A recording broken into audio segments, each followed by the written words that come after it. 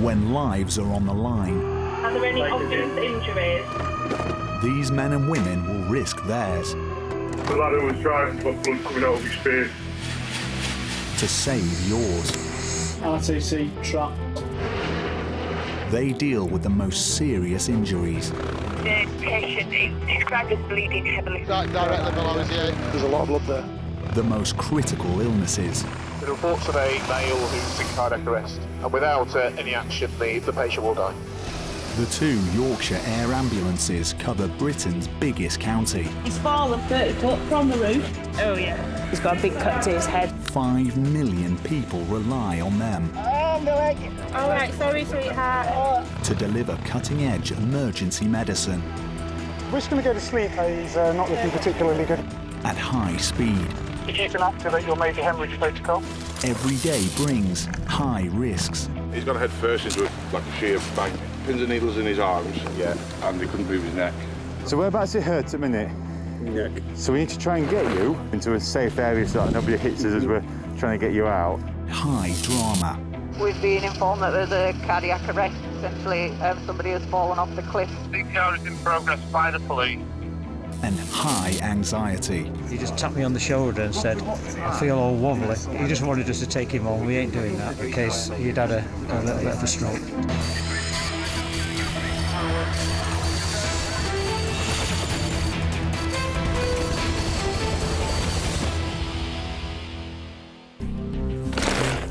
More than 11 million people in the UK own a mountain bike. But with the thrills come big risks. Today, a rider in a remote part of Gisborne Forest is in a desperate situation. Is there a main road we could access that by? No. No. What is the nearest road? 4 miles away. With 999 call takers struggling to work out how to get help to him, dispatcher Matty has heard enough. 99 from Air Desk. I've potentially got a job for you. Can you head towards Settle, please, over? Dr. Andy and paramedics Paul and Andy are being diverted in mid-air. They were returning to base, not anymore. It sounds like a mountain bike has come off head first into a banking. Got pins in his arms, he can't move his neck over. Yeah, what do you mean? You say you've got a what, 3 words? Is that for the actual incident or where the cyclist that's made the phone call is? Just to confirm, the what 3 words I'm sending you is actually where the patient is and not the caller, so it should take you straight to him, over. The team have a what 3 words address, which pinpoints the patient's exact location using a unique combination of words via a phone app. Okay, snowstorm. Snowstorm? Yep. All one word? All one word. Yeah. Bunch, as in bunch of flowers. Bunch, yeah. And traders. As independent traders. That was exactly what I was going to say. What was the deal with this guy? He got pain in his neck and couldn't feel his arm or something? Something like that, mate, yeah. 99 99 cent. Yeah, 99. Just to advise, guys, this patient is on a black cycle route, going to be difficult access. I have requested that they get MRT out as well. No. Roger. The black mountain bike trails of the forest are the most challenging routes. Only expert riders are advised to tackle their large obstacles and drops. The first problem we've got is actually finding the patient. What we understand, the person that's made the 999 call has had to cycle about 10 minutes away from the patient to get a phone signal. That's going to be the first challenge. And then, from what we can gather so far, it's potentially in the middle of a forest, so obviously landing the helicopter is going to be a bit of a problem. Jeff will get us as close as we can, and then we'll have to make our way in and try to locate the patient that way. And obviously, on top of all the logistical problems, there's the medical stuff. And again, we don't know a huge amount about that. We understand he's come off a mountain bike, he's got pain in his neck and can't feel his arm. So obviously we're a bit concerned about the potential for a spinal injury. I've got 40 minutes fuel left. Okay. That's an issue, isn't it? So it should get us to hospital and back to Nostell. Their patient has fallen right on the edge of the air ambulance's patch, near the border between Yorkshire and Lancashire. So he called us from down here, didn't he? Yeah. There we go. On the right now, 1 o'clock on the right in the middle of the path. See him waving. And then there's some guys down in the if you look in the valley, see where there's like some ruins right beside the ruins there. Yeah. So we'll go down to see where the level where he is, and then we'll have a look from there, because I want to see what the lay of the land's like first. There's 99 on approach to land. Roger, mate. Thank you. I've got these trees here behind us. What I'm going to do is I'm going to put the tail between them two trees there. And we'll see how we go from there. Go to the left. Pilot Jeff has managed to find a spot clear of trees for them to land. Might be a bit too... You clear left, mate? Yeah, I'll put it on. The team have a long walk to their patient. With limited information on the man's injuries, they'll have to be prepared for anything. So this lad's with him? All right, okay. Yeah, he's with me. That way. Yeah. Down track, is it? Yeah. All right. Are you with him there? Yeah, I am, thank you, mate. All right, and we've given him a silver sheet and all that as well, so... Sound. He was all right when you left him, was he? Yeah, he just called and he said he can't move his neck. Okay. It's a red flag for the team. It sounds like a broken neck. He's gone head first into like a sheer bank. Was he conscious throughout? He was when I got to him. I was about 2 minutes behind him. Okay, but he was talking to you, was sort of like fully coherent. He knew where he was, who he was, what he was doing. Yeah. He said he got pins and needles in his arms. Yeah. And he couldn't move his neck. Right. Okay. But he stood up himself. Their patient is in the middle of the track, with riders still on it. Until they can move him, he's in danger of being hit at high speed. Hello. Right, don't move at a minute. I'm just going to sit here for an hour while I get my breath back. Paul is trying to relax 57-year-old Paul Evans, but his life could be in real danger. If he has an unstable fracture, one movement could kill him instantly. So whereabouts it hurt at the minute? Neck. It's okay. So if I press down there, does that hurt? Nothing at all?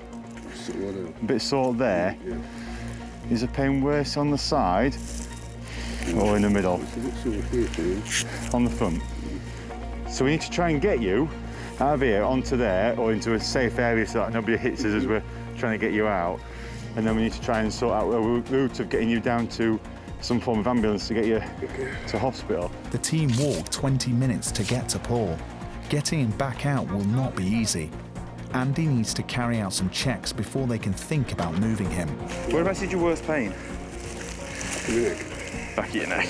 There. That's the spot there, is it? Okay. Do you feel me touching you here? Yeah. Feel me touching both sides? Feel the same on both sides? Yeah. Bend your wrist up like this. Good. Straighten it back out. All the way. Good. What are you thinking of getting him out? Do you think if I held his head here, somehow we can get him, you know, up and sat on his legs, and then we can just lay him back, can't we? Yeah, I can get down there and I can just do a good lift up. Yeah. Yeah. Andy's used to deadlifting about 500 kilograms, so he'll be all right. It's vital Paul's neck is kept absolutely stable. This collar will support his head. So I'm going to come down and grab you kind of around your thighs and lift Paul out the ditch, I think. Paul and your mate Martin can have you under your arms and just help lift you up as well, okay? So the plan then is to put his bum there, basically, and then we'll just lower it down. Are you ready? Are you in the position, Andy? Yeah. Command's going to be ready, steady, lift, and we're going to lift on lift. Yeah. Ready, steady, and lift. Paul landed on his head, and injuries further down his spine can't be ruled out. So he's been completely immobilised. Okay, we're going to lay down, yeah? Yeah. Ready, steady. Lay down. Okay, I'm ready to shut up. Right, you ready, guys? Yeah. Ready, steady. Slide, slide, slide. Keep going, stop. How you doing there now? Just keep looking straight up at the sky. So we're going to strap you to this board, Paul. Okay. And then what we're going to do is we're going to wrap you up in a bag. Okay. You okay there, Paul? Yeah. We'll get you warmed up in a few minutes, mate. Just bear with us. Okay, guys. Ready, steady, lift.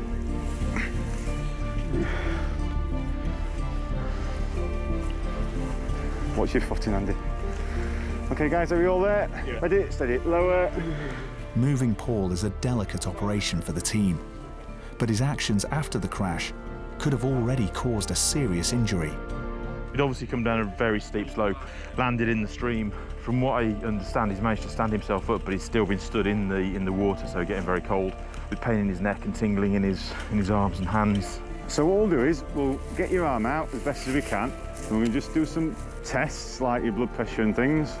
So yeah, and that was the position we found him in. And some other people that have come past, some other mountain bikers, they've given him a silver foil blanket to try to keep him warm, and His friend's done a really good job and come down and managed to get some phone signal and call for help. It's going to move you a bit. All right. Yeah, thank you. Where are we going to go to then? Just walk that way until you get to a flat bit. Steady, Paul. Yeah. Ready, steady, lift. Thankfully, I mean, clearly there's some concern about his neck and spinal injury, but there's no immediate other injuries that we found. So it was just a matter of as controlled a lift as we could manage, laid him down on the scoop stretcher, re-examined him and then kept him warm. We could have set off, but I think it's extremely slippery underfoot, and the risk is if we slip, we can cause him more of an injury. So we better just to wait a few minutes for some extra pairs of hands, guys with some decent footwear on that can manage this really slippy mud, and they can help us. That help is in the form of the local mountain rescue team, who have a bell stretcher, ideal for carrying patients over difficult terrain. The plan is mountain rescue are now here just assembling a bell stretcher. They're going to help us carry him down to the aircraft, and then we're going to fly to Preston. This patient's actually from Preston. He's got neck pain with tingling. And then we'll fly back. We're a bit tight on fuel, but Jeff says we've got enough fuel to do that. Over. Yeah, that's absolutely fine, mate. I'll let me know when you're back at the aircraft, and I'll make sure the path's clear. Better move and forward. Air desk and pilot from Medic 3, just information. We have now set off from the scene with mountain rescue carrying the patient over. The mountain rescue team are volunteers, and these steep rocky tracks don't faze them. Hold there. And reset. Paul has been mountain biking with his friend Martin for 2 years. It's been a scary day for both of them. So we were coming down Holly Gully, I think it is, and I just heard a scream, or he shouted my name out, and then he was head first in the ditch, so with his legs hanging out. So yeah, I think he's just got spooked on one of the ramps and come off the other side. Nice and slow.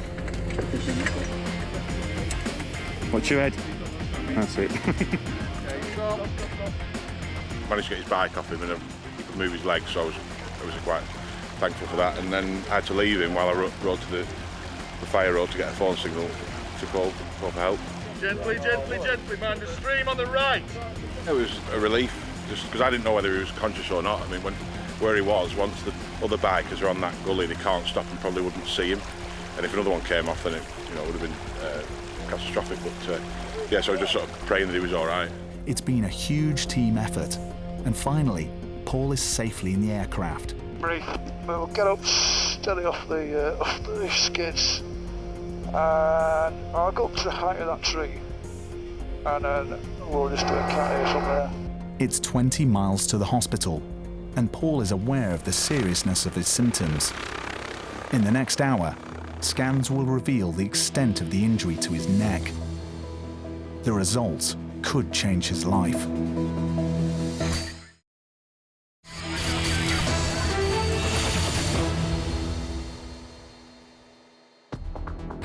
At the Topcliffe Air Base, paramedic Gemma's doing the tea round.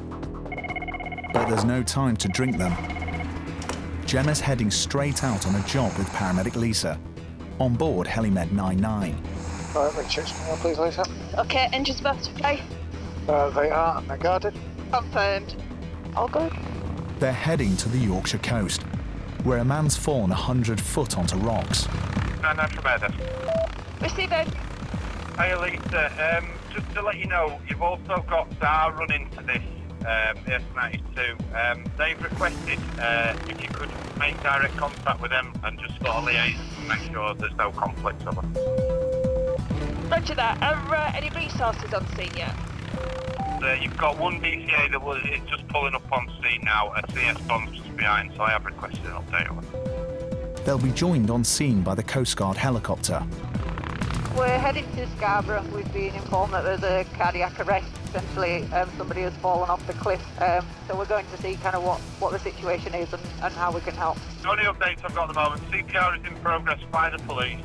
There's been a note gone on to say the patient's still warm, and the DCA is actually struggling to get to scene due to some low bridge on the road.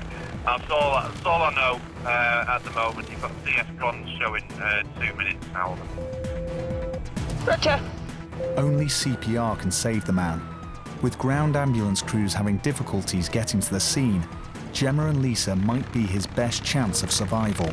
So obviously, quite a lot is going on in my head. I know kind of we've had really good training, so we'll just get down on the ground and see kind of what we can bring to this situation to help the patient. So from what we can gather, the police are the only people on scene, so we could be one of the first kind of medical resources on scene. So obviously it's really important and brilliant that the helicopter can access patients like this so quickly, with it being difficult access for the rest of the emergency services. Coast Guard aircraft are sending a detail to north of Scarborough. This is Helimed 99 Alpha. Pilot Harry is trying to contact the Coast Guard helicopter. Alpha from Rescue 912, we're airborne. We're en route to Sina Star. But it looks like Helimed 99 will be there first. It's happened on a rugged stretch of coastline. I've got vehicles over there to the left, but the grid is slightly to our right. I've got assets to the right actually as well on the cliff top. Yeah, I can see them. Obviously, if the tide's in, you may have to put down on top of the cliff and walk down anyhow. Okay. No chance.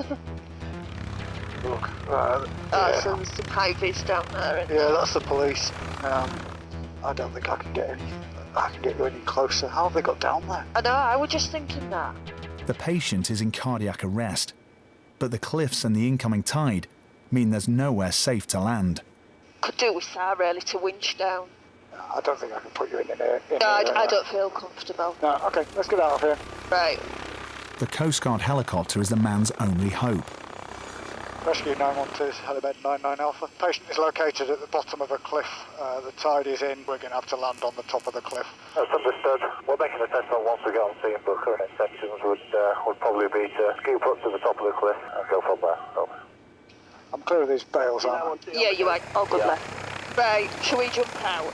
Yeah, if you want to jump out and go over there, keep me updated on the radio of anything you find out. Yeah. Let me know. Hello, how are we doing? We're not sure what's going on yet. We just got in, two police at the bottom. Whether we've jumped or not, I don't know. Police is about to go down on the road with Coast Guard. Right, cool. It's about 100 foot straight down. They look like they were doing CPR on and off. We can just see it from the top here, but until the Coast Guard get over the top itself. So. The Coast Guard are preparing their climbing gear to try and get a local paramedic closer to the patient. Receiving. I've been on to the police. They believe that the patient's deceased, but obviously they're not going to be able to call it.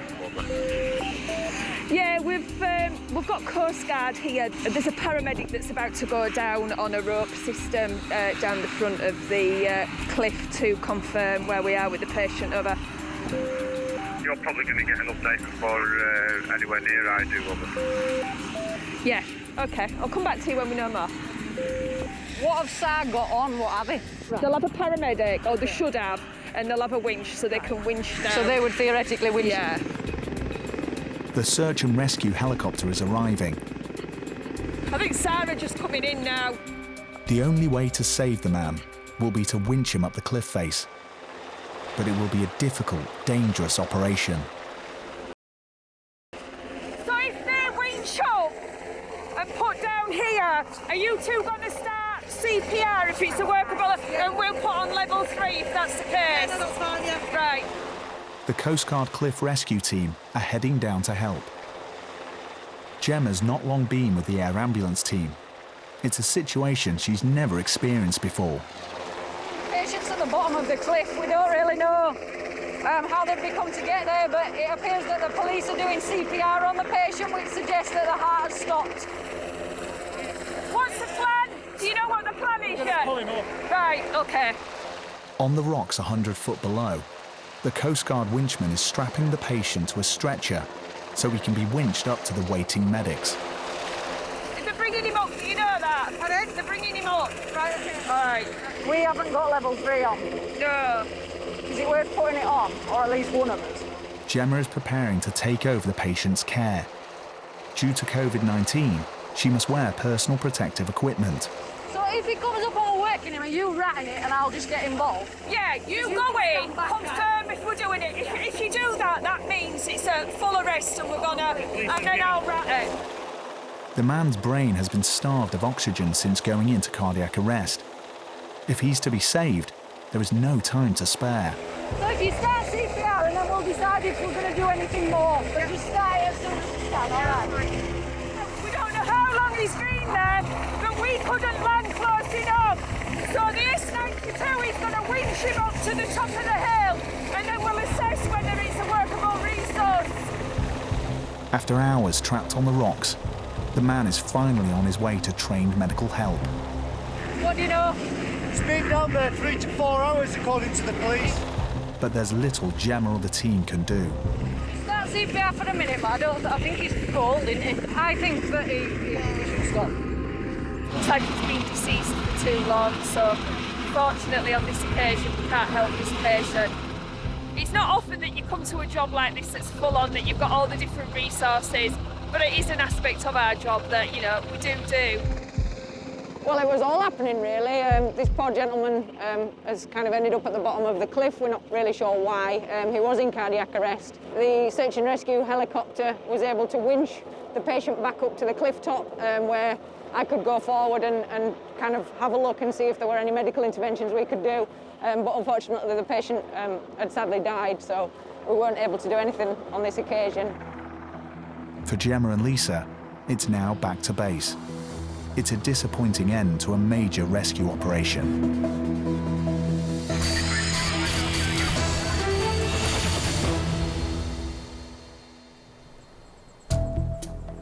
It's late afternoon at the Topcliffe Air Base, and dispatcher James is on the line to the crew. I've got a job for you. It's a horse rider in Keighley who's paralysed from the waist down. Given that it's a distance, I'll set you off, and then I'll get an update from him while you're en route. Pilot Owen is flying paramedics Rachel and Matty for 30 miles to West Yorkshire. Reports are that the patient might have fallen onto her head. We do believe she was wearing a helmet, so hopefully that's taken some of the blow away from the head itself. But obviously that only depends on where she's actually been struck when she's fallen. Unfortunately, we do go to people that, although they're wearing helmets, might get struck below where the helmet is, and it can still cause significant damage. So fingers crossed, the helmet saved her from a really serious injury. Like any sport, like cycling or motorcycling or horse riding, the protective equipment is there to actually save you from serious injury. But if she has fallen from height, we would still be concerned, even with the padding on, that she may have an underlying significant injury. The rider has fallen on a country lane. Oh, got the road. Okay, so it's on the left-hand side of the pylon, so we're not having to get in between the two. There's a wind turbine there. Just okay, so that's good wind indication. That's good. Happy days. So what I'll do now, I'll go along the pylons, and then we'll decide which field we're going to go in through. Okay, there's a gate on the next field. Yeah. To the middle of the field. Okay. That's it. Oh, it's an electric fence. I hope they turn that on. Okay, so one skid. That's a bit bumpy. Two skid. Feels firm enough. How's the tail looking, guys? Yeah, clear. Happy days, cheers. How you doing? You all right? Local paramedics are with the patient. Nicole's been galloping along here on a horse. It's booked her and she's gone over the top. Okay. And she's landed in kind of that position with her neck flexed. Right. And then landed directly on her back. Some lower right rib pain up 12th rib. It just looks maybe potentially a bruise or maybe a fracture, I don't know. 39-year-old Nikki Brown was riding her young horse Romeo when he became spooked, knocking her off. So no pain in that lower abdomen when we felt, did we? Not Are you able to put these flat, your legs? I know you've got them. Is it too painful? If it is, it's this side. let's just have a feel there. Anything up here?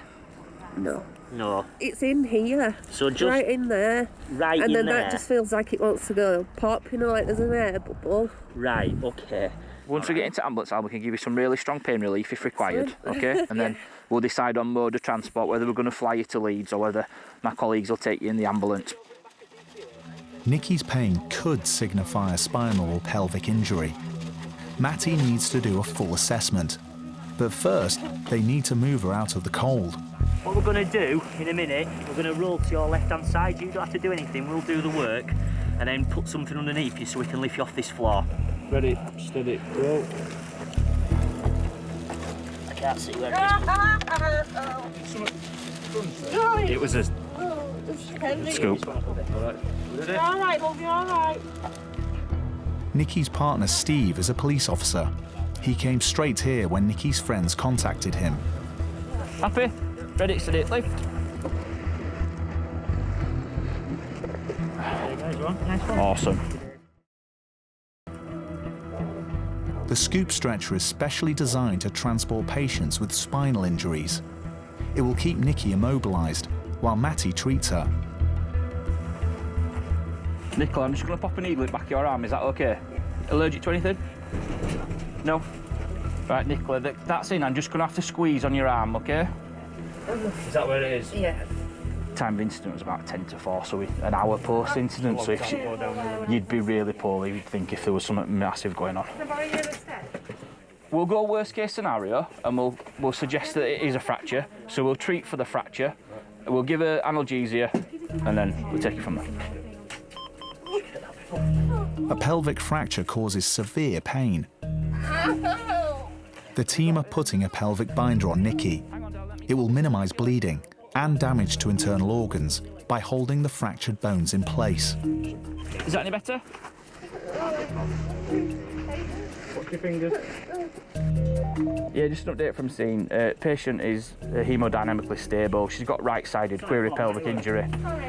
We're going to treat for query pelvic injury, so we can put binder on. Crew are going to convey by road to LGI over. Can we lift the leg? Because she's complaining of like anterior. If she wants some, yeah. That's obviously aggravating. Nikki is becoming more distressed. She needs hospital care. Thank you very much, take care, nice to meet you. There was nothing immediately life-threatening that I think would have benefited by us taking her in the helicopter. She's quite stable now and she's in the back of the ambulance already. So by the time we've got her off the vehicle back into the helicopter, that's going to be another 10 minutes from where we are down the road. Then we've obviously got the flight time to the LGI. Then we've obviously got to get them from the top of the roof back into the A&E department. So with all that weighed up, I think there's just as much time going by road as it would by air in this instance. Nikki will need x-rays and brain scans at the hospital because of how she fell. She's had a lucky escape, but her ordeal is far from over. 99 from air desk, yeah, you can stand down, return to base.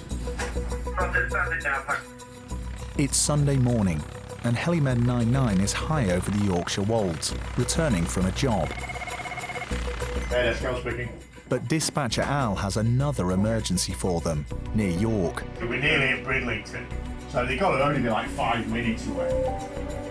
Paramedics Paul and Andy won't be having a stopover this morning. Sounds like they've had a stroke. Somebody has phoned for an ambulance saying that potentially the patient's either got a facial weakness, arm, leg weakness, or they've got a slurred speech, or a combination of them all, which would indicate then that the patient may well have a blood clot or bleed in the side of the brain, which is causing them to have these symptoms. Every year in the UK, 100,000 people have a stroke. It's really important that we need to get there quite quick, because if it's quite an early onset, there's a high probability that the patient can be treated in hospital and be discharged with very minimal neurological deficit. If we don't get there in the same amount of time, then the chances of them having some form of neurological problem is quite high. AS99 on final approach to landing site. The long-term effects of a stroke can be devastating. Paul and Andy will have to work quickly. Right, they're doing shooting down there.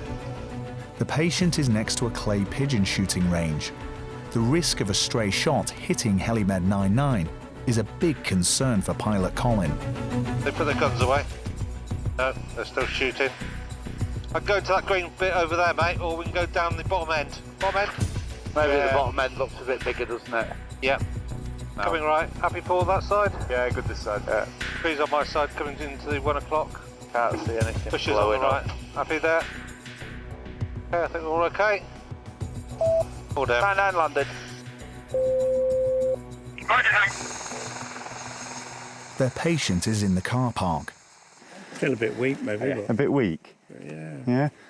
So, do you have any breakfast this morning? Did I have any breakfast this morning? Yes. Okay, what did you have?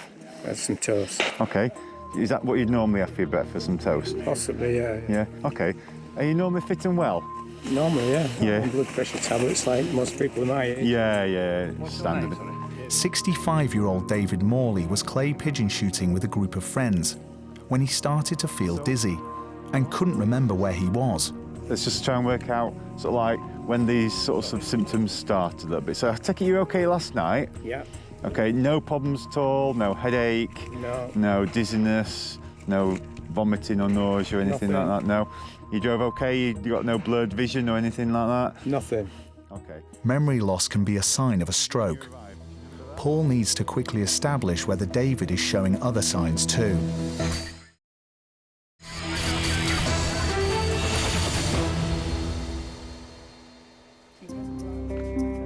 At a shooting range near York, Andy and Paul are trying to determine whether 65-year-old David has suffered a stroke. Do me a favour, just squeeze my hands as tight as you can for me. Squeeze them really, really tight. Don't worry about hurting, just keep them squeezing. David goes clay pigeon shooting with his friends every Sunday. They suspected that he might be having a stroke and called for help straight away. He just tapped me on the shoulder and said, I feel all wobbly, I'm all dizzy. So we leaned him against the wall. He couldn't remember anything at all. He didn't know he's here, he didn't know he paid, or it was caught in his brain was shut down. So then we realised we needed to do something about it. He just wanted us to take him home. We ain't doing that because he'd had a little bit of a stroke. A ground ambulance has arrived. Paul and Andy can now get David out of the cold while they continue their checks. All this may well be because you've got a bit of a high blood pressure, okay? I know you're medicated for it, so ideally it shouldn't be that high. But we need to also, on the other side, make sure that there's nothing going off inside your head that's causing your blood pressure to go up a bit. All right. Come on, lads, there's no need for that. There is. You might as well. There we go. Swing your legs up, mate, and just chill for a bit. David doesn't want to cause a fuss, but Paul is taking no chances. He wants to know if David's high blood pressure is due to a deadly blood clot on his brain. Is it acute confusion? Yeah, it's just confusion. Since this morning? Well, it's not even, it's just general. It's not even like limited to his arms or anything like that, so.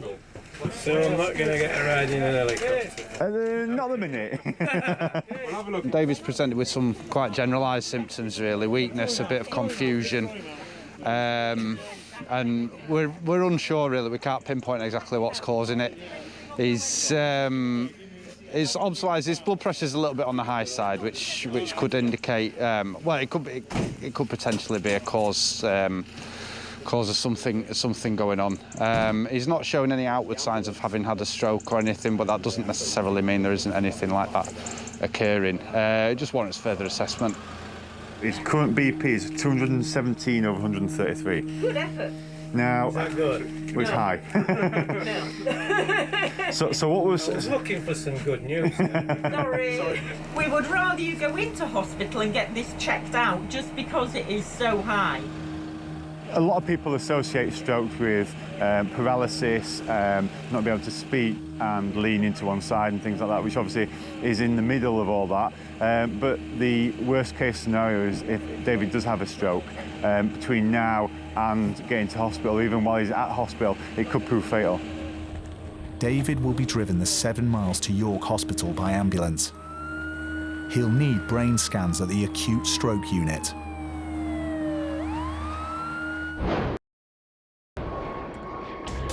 High over the North Yorkshire countryside, HeliMed 99 is returning to base. 99 header. But a call has come in from a remote part of the Dales, and air ambulance assistance is urgently needed. Yeah, I've got 3 words for you, the patient's location, if you're ready to receive. Pilot Colin is rerouting, with paramedics Lisa and George on board. Yes, send. Thousands, with an S, the air on the end. Tallest, and then stags, again, with an S on the end. Thousands, tallest, stags, over. Tallest or tourist? Yes, all correct, thanks. Tallest, I think you said. All right, okay. The What 3 Words app, which can locate the user to within 3 meters square, could save crucial time today. It's a remote location. A 74-year-old fallen, described as on a track off Crookbank Lane near to the farm, and it's been described that the foot is facing the wrong way. Incident occurred at 13:10 approx. Elderly patients are at higher risk when they've suffered a traumatic injury. Every minute will count. Right, I've sent it to you, Carl. Excellent. So that's very close to Yeah, just east of that farm on a little track by the looks of it. Is there any assets on scene? I don't know if it's that one just there, I think actually. it is. I think it's where it levels out into... Yeah. Bed 99 Alpha's landing, we'll call again lifting. 99 visual, thanks. Where's the patient in relation to that lady on the road? Oh, just up the embankment. Right. 5 foot away. I'm going to go to the field with the wires. I'm going to go long over the wires because I think it's a bit tight in this corner with that tree. Okay. Be happy with that. Got sheep on the right. Got a clear area here. Clear the wires. Just bring it down to the ground cushion. There we go. Yep, happy there. Don't want to get too close to it. Yeah. Yep, that's fine. That's good. AS99 landing C. George and Lisa are first on scene. The accident's happened in a spot that's difficult to access by road. Hello, sir. What's going on then? What's happened? Well, that's my foot going that way and there's my ankle, so... Oh, right, OK. Well, my name's George. What do we call you, sir? What's your name? Graham. Graham. Right, Graham. Just going to do a couple of checks on you, if that's all right. Is it just your leg that you've hit? Any pain in your back at all, or your neck, anything like that at all? Right. 74-year-old Graham Gosling was birdwatching on a walk with his wife and friends when he slipped on the muddy footpath. Are you a keen walker then? Yeah, I was. Keen hopper? Sharp scratch coming up in your hand. Yeah. Graham may be smiling, but it's a bad break. He needs some serious pain relief. Stay nice and still for it. Cheers. I don't think that's in. I think it's tissued, if anything. Yeah. Because it's not, you see how it's not tracking back now? Yeah. It's a freezing day. Because Graham is so cold, George is having difficulty getting an IV line in his hand to administer medication. I'll have a little go in your other hand, all right? Oh, ambulance is here now as well. Graham's wife, Kathy, knew what to do when he fell. The couple of 45 years are experienced walkers. We're 3/4 of the way through our walk. We were doing about 6 miles. Right, sharp scratch, you ready? And then we were going for lunch, which we've just cancelled the lunch. Oh, Graham, your veins are just going. One of us had a first aid kit, so they've actually put one of those foil blankets around him and my bubble hat on his head. With the cold preventing them from getting an IV line in Graham's hand, Lisa is trying another way. Oh, I got a nice one there. Yeah, there does look to be a juicy one. I wasn't going to say anything because Oh, sorry. the pressure's on there. Oh, pressure's Graham, rubbish vein, rubbish. Right, you're going to feel a sharp scratch. OK, Flower. Try not to flinch. Lisa and George are going to attempt to straighten Graham's leg. We're going to have a little go now, Graham, all right? You shout out if you want us to stop, all right, if it's too painful. Shout straight away. It's a painful procedure. Let me get my hands a bit further down a sec. I might be in a better position. Oh. You're doing really well. Slow it down a little bit. You got it? Yeah, come on. All right. Well done. Okay, right. You feel a pulse. Oh, it's, yeah. Is it there? Is it good? It's very warm. Yeah. Can you wiggle your toes, Graham? Can you wiggle your toes? You got a pen? Yep, that's nice. They're using a vacuum splint, which will keep Graham's ankle secure and prevent further damage during his journey to hospital. Does that feel? It's nice and tight, that. Go relax that down. That's it. Well done. What we're going to do, because obviously you can't walk on that leg at the moment, we're going to have to lay you down and put you on, we call it a scoop, all right? We're only laying you flat just to get you to the ambulance. We can take you off it as soon as you get to the ambulance and sit you back up. All right, does that sound all right? Yeah. Graham will travel to Darlington Hospital by road. Steady, steady. I'm through. You all right, guys? You're all right there? Yeah. Graham, we're going to take that scoop out from underneath you. Okay. You're not falling, it just feels a bit weird. Yeah. And we'll sit you up a bit, all right? Do you want your rucksack with you? Yes, please. How's that? He's got his wallet in. Kathy will meet him there. Their walk out with friends has taken an unexpected turn. Thank you very much. In hospital, doctors diagnosed a complex fracture, and Graham required 4 hours of surgery to pin and plate his broken ankle. It's expected it will take 6 months for him to walk properly again, but he looks forward to getting back out birdwatching as soon as he's able. So whereabouts it hurts at the minute? Neck. Mountain biker Paul who fell headfirst into a bank after a steep jump, was lucky to avoid a broken neck. I just felt in a terribly vulnerable spot. Very, very gingerly, I pulled my face away and tried to clean the mud out of my mouth so I could breathe, and just felt an immense pain in the back of my neck. Would there be any paralysis, any loss of movement? Obviously your mind gets to thinking about how you may have to live the rest of your life if things are as bad as they possibly could be. Miraculously, scans revealed no broken bones, so he was released from hospital that same day with some bruising. They found there was no fractured vertebrae, thankfully. They provided a surgical neck brace that I had to wear initially for the first 3 weeks to make sure that there were no sudden movements that would affect the ligaments or the vertebrae, and requested that I carry on wearing the brace for another 6 to 8 weeks to support the ligaments and to allow them to heal properly.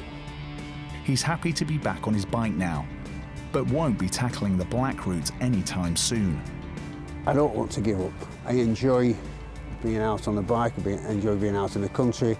We all appreciate that there's an element of danger in mountain biking or any outdoor sports. And we are fortunate that we have facilities like the Air Ambulance service and the mountain rescue team to come and help us out if necessary. I hope I never see any of those guys ever again, but it's great to know that if I or anybody I'm with ever need them, that they're there for us. Feels like it wants to go pop, you know, like there's an air bubble. Nikki, who was thrown from her horse, spent 8 days in hospital, but is recovering well. Got on him, quiet as a mouse. We'd only got a few yards down the lane and he just ducked, spun, and utter carnage after that. She's been riding for 20 years and has never had a fall as bad as this. I had a significant bleed on my brain. I fractured my pelvis, fractured my spine and my ribs. I remember flying through the air and then the ambulance and not an awful lot in between, but it was quite a big bang on my head. She's still on crutches and won't be riding for a while, but she knows it could have been much worse. If I hadn't have been wearing that hat that day, I don't think I'd be sat here. And it's quite badly damaged, which makes me wonder what would have happened to my actual head had I not been wearing it. It definitely saved my life. Feel a bit weak, maybe. A bit weak, yeah. David, who showed signs of a stroke while clay pigeon shooting, underwent many brain scans at hospital and was found to have suffered an episode of amnesia. He had a stroke a few weeks later and is now on medication but recovering well. He still goes shooting most Sundays.